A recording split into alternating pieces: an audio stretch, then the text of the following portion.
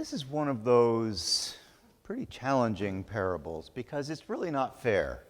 You know, it's not. I mean, if you work a full day and someone else works the last hour of the day, you would expect to get paid more than them. And that's not what happens in this story. The landowner goes out to hire workers at 6 a.m. and he hires everyone he can see. And then at 9 he goes back into town and there's more workers have shown up. And so he hires them and says, you too go into the field. And he does this again at noon and again at 3. And then for some reason he goes back into town at 5 o'clock, sees more people standing there, and hires them too. So at the end of the day, he pays everyone a day's wage. Now, it seems unfair, certainly to those who worked the whole day, who worked through the heat of the day. And in the past, I have preached on this parable and argued that what's going on here is that in the kingdom of God, and remember, this is a parable about the kingdom, right? In the kingdom of God, love trumps justice, and that the generosity of the landowner or of God is more important to us or more important to God than fairness or justice. But life is more complicated than that. When you really get into a situation and you start looking at the details of any particular situation, especially if it really matters, you'll find that justice does matter. You know, it's important that we pay attention to justice. Last week I preached about the power of love and forgiveness, and I said that forgiveness is more powerful than the superpowers of most of the superheroes we see in comic books and in movies these days.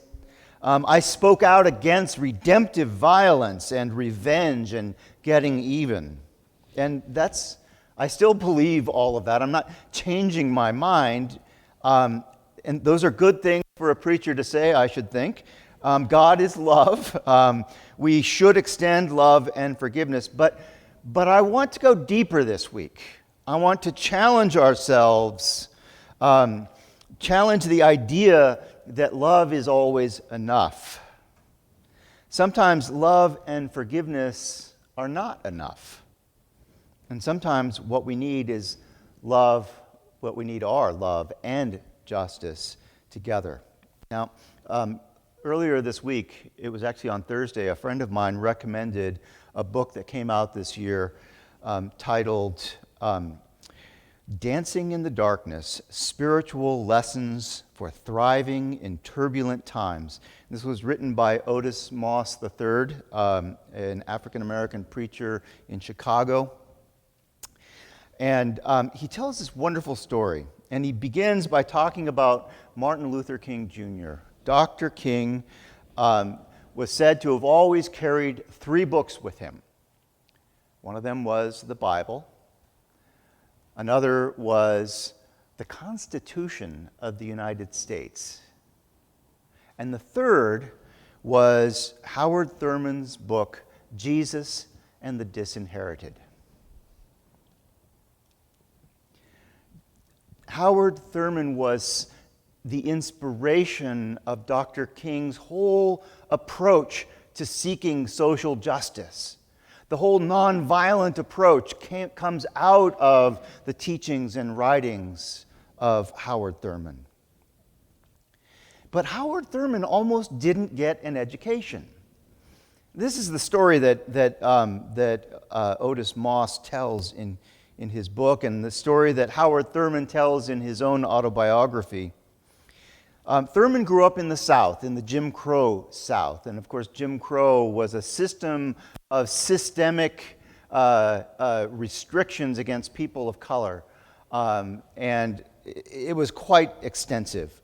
And he grew up in Florida, and in the town he lived in, Daytona Beach, Florida, there were separate schools for black and white children.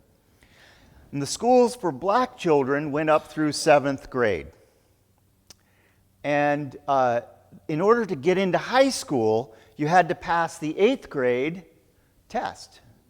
So you can't get into high school, and so they didn't bother creating high schools for black kids because none of them went beyond the 7th grade anyway, so who could, you can see it's a system. It's designed to keep people from having access to education because of the color of their skin. And so Howard Thurman got up through 7th grade, and his principal, Professor Howard was his name, said, I will teach you the 8th grade curriculum on my own time. And so for the next year, that's exactly what he did. And when winter came, Professor Howard went to the superintendent of schools in Daytona Beach and said, I have a boy who is ready to be tested at the 8th grade level and so that he can go to high school. And the superintendent said, well, he can only do that if I administer the test myself. Again, more obstacles to Howard Thurman's ability to get a high school education. And of course, he passed the test. He was a brilliant person. There were no high schools in Daytona Beach for black kids. There were only 3 high schools in all of Florida at that time. And so he had to travel to Jacksonville and live in Jacksonville to go to high school. Now, imagine, so sitting in the back row back there is Luke. And Luke is probably about, hi Luke, sorry to wake you up there. That's not, he wasn't asleep, I'm kidding. Sorry. Imagine if Luke, at this moment, couldn't go to the next grade of school. If because of who he is, he had to travel to a different city altogether than the one his family lives in. That's what we're talking about here. So Howard Thurman's family arranged for him to have someplace so he could go to school in Jacksonville, and he borrowed an old trunk, a travel trunk, and it didn't have a latch, so it didn't close, and it didn't have a handle, and so he tied it closed with a rope. And he went to the train station, and he bought his ticket to Jacksonville, and he had $1 and a few pennies left after buying that train ticket. And the ticket agent looked at his trunk and said, you can't take that trunk on the train, because in order to take the trunk on the train, you have to have this ticket, which comes with this tag, which comes with the ticket that he just bought. But the tag has to be attached to a handle. It cannot be attached to a rope. Right, give me a break. That's exactly right. Give me a break. This system was designed to hold people down, to keep people from having any quality of life. Well, he didn't have enough money to pay the baggage cost of the trunk. And so he's 14, right? He's on his way to 9th grade. He sits down and he's in tears. He's 13 or 14. I was 13 when I entered 9th grade, so I don't know, somewhere in that range. And he's crying. And as he's crying, a pair of work shoes stops in front of him. And he looks up, and there's a black man standing in front of him and says, "Why are you crying?" And Howard explained why he was crying, that he was trying to get to Jacksonville, but he didn't have the money to get there with his belongings. And the man said, "You're trying to get out of this cruddy town to get an education? I'll pay for that." And he went over and he bought the tag for Howard Thurman's luggage.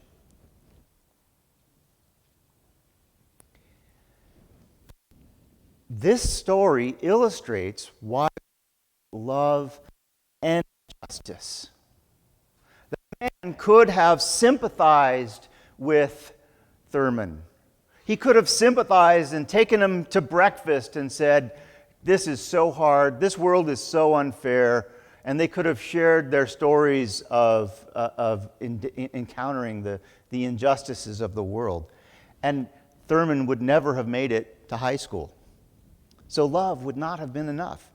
Justice would not have been enough. He could have raised his fist in anger. The black man could have gone and sought retribution of that ticket agent and sought to have him feel the frustration and the struggle that young Howard was going through. But again, that wouldn't have gotten Howard Thurman to Jacksonville to go to high school. Love alone wouldn't have gotten him there. Justice alone would not have allowed Howard Thurman to be educated and inspire the work of Martin Luther King Jr. and to bring about the changes that happened in the early and mid-'60s because of that work. It took love and justice together. Now, I talked about this at the 8 o'clock service, and one of our students in the congregation, this time it was Chris Johns, said, I just read something about that, and there's some theological debate about whether love replaces justice in the kingdom of God or love changes justice in the kingdom of God. And according to Reinhold Niebuhr, that's who it was, according to Reinhold Niebuhr, it's love or justice, and God chooses love. But according to Aquinas, it's love changing the nature of justice. And I think I'm going to go with Aquinas this time. Because what is love? And we talk about love a lot, and most of us have heard the 3 different kinds of love that the Greeks talk about. They have 3 words for love: eros, philios, and agape. And eros is romantic love and physical love and an important part of being human. And philios is brotherly and sisterly love, right? Like Philadelphia, the city of brotherly love. And agape is that love that inspires us to care for the other, to care for the one that we love. And it is agape love that changes the way we think about justice, that changes the way we think about fairness. Agape love inspires justice through positive action, not through retribution or through violence. There's no room for that in agape love. Agape love inspired that unknown man. Howard Thurman never knew who it was and never saw him again, to buy a boy's luggage tag. He probably never knew. That man probably never knew what a difference he made for all of us in this world. Agape love challenges us to work together for a just world without racism, without classism, and all the other forms of injustice that push children of God into the margins and away from love and abundance, the abundant life that Jesus wants for all of us. So in this congregation, we like to say that all are welcome, all are fed, and all are loved. It is agape love that inspires us to say that. Agape love inspires us to welcome, to see the face of Christ in others, even when they don't look like what we would expect in someone else, right? This morning, I arrived at the church, and it's not particularly unusual, but there in the front door of the church, this time it wasn't a person, it was a bunch of clothes. There was a woman's jacket and sweater and some rainproof pants and a couple of pens and a makeup applicator, and I thought, what happened that this person left her belongings and is gone now? What happened such that she was here in the night and is gone now? Right? And it's agape love that has us respond to situations like that with our feeding program and with hosting the severe weather emergency shelter and with hosting tent encampments, sanctioned tent encampments on our property. Because love alone is not enough. We need justice. We need justice that is inspired by love because we want to live in a world that is transformed by God's kingdom, by the kingdom of heaven. Not a world that is on its own and what comes may come, but a world that has been transformed by agape love, that love that God has for us, that God pours out for us. So today we're actually starting our stewardship campaign, and the stewardship campaign is going to look over the course of 3 months. We're going to do things a month apart instead of a week apart. We're going to look at the themes of all are welcome, all are fed, and all are loved, starting, of course, with all are welcome. We want to continue to be a church that is being transformed by agape love and a desire for justice. We want to be a church that is inspired by that love to welcome everyone, whether they are rich or poor, whether they live in a tent or a mansion, whatever the color of their skin, whomever they love.